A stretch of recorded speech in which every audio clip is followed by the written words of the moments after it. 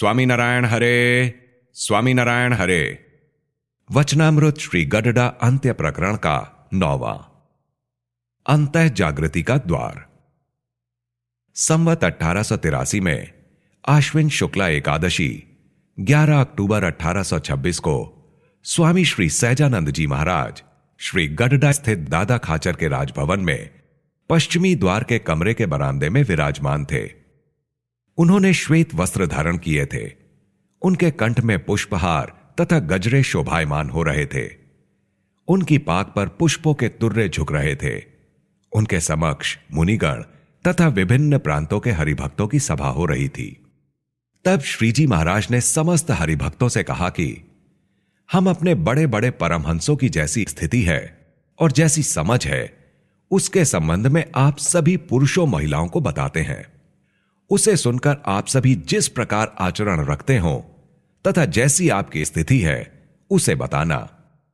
तत्पश्चात श्रीजी महाराज सभी हरिभक्तों के प्रति बोले कि हमारे मुनिमंडल में जो बड़े बड़े संत हैं, वे अपने हृदय पर अंतः जागृति रूप भगवत धाम के द्वार पर सदा सदा के लिए सावधान होकर उपस्थित रहते हैं। जैसे राजा के चाकर महल के द्वार पर खड़े होकर चोर चकार को राजा के पास नहीं जाने देते, और वे इतना साहस रखते हैं कि यदि कोई राजा के समक्ष विघ्न डालने के लिए आए तो हम उसके टुकड़े टुकड़े कर डालेंगे, लेकिन उन्हें किसी भी तरह राजा के निकट पहुंचने नहीं देंगे। इस तरह वे ढाल तलवार से लैस होकर उपस्थित रहते हैं।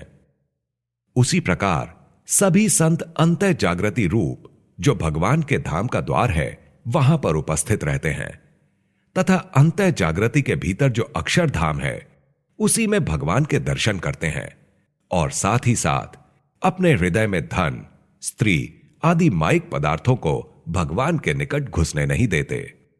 यदि कोई माइक पदार्थ जबरन उन भक्तों के हृदय में बैठने आता भी है तो वे उसका नाश कर डालते हैं, परंतु हृदय के जिस स्थान में भगवान को प्रतिष्ठित किया है, वहां तक उसे घुसने नहीं देते और शूरवीर की तरह सावधान रहते हुए खड़े रहते हैं। और हानि, वृद्धि, सुख, दुख तथा मान अपमान आदि अनेक विघ्नों के उपस्थित होने पर भी वे अपने स्थान से विचलित नहीं होते। यहां कोई शंका कर सकता है कि जब वे उस अंतः जागृति के द्वार से तनिक भी हिलते डुलते नहीं हैं, तब वे अपने देह की खान पान आदि क्रिया को किस प्रकार करते होंगे।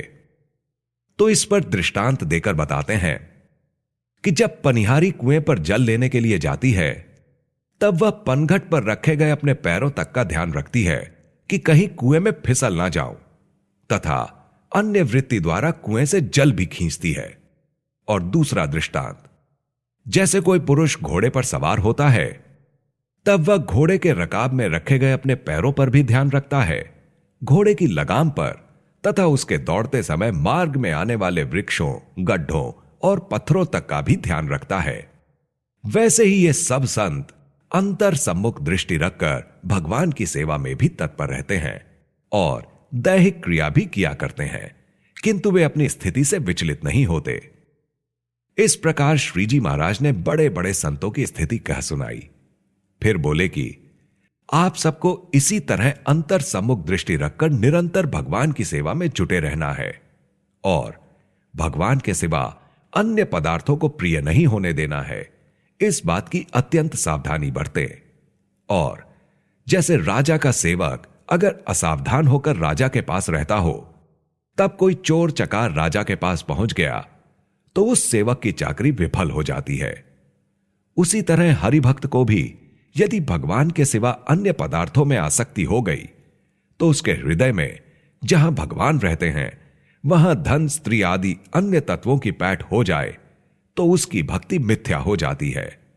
इसलिए अपनी भक्ति को निर्विघ्न रखकर जो मुमुक्षु परमेश्वर के चरणारविंदों को प्राप्त करने का इच्छुक हो, उसे तो अंतः जागृति रूप भगवत धाम के द्वार पर सावधान होकर उपस्थित रहना चाहिए और भगवान के सिवा अन्य पदार्थों को वहां बैठने नहीं देना चाहिए। इस प्रकार श्रीजी महाराज ने समस्त भक्तजनों को शिक्षा वचन कहे। इति वचनामृतम। इस प्रकार से श्री गडडा अंत्य प्रकरण का 9वां वचनामृत पूर्ण हुआ।